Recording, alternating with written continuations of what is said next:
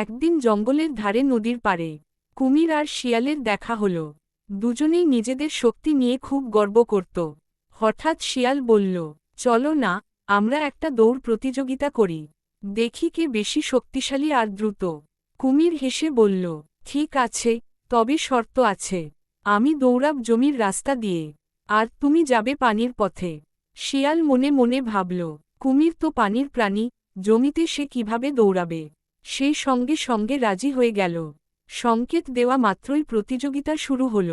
কুমির জমির পথে ভারী শরীর নিয়ে ধীরে ধীরে এগোতে লাগল। পথ ছিল পাথর আর ধুলায় ভরা। মাঝে মাঝে ছোট ছোট পাথরের আঘাতে সে ব্যথা পাচ্ছিল। অন্যদিকে শিয়াল পানিতে নেমেই বুঝল, এ পথ তার জন্য মোটেই সহজ নয়। ঢেউ বারবার তাকে দুলিয়ে দিচ্ছে।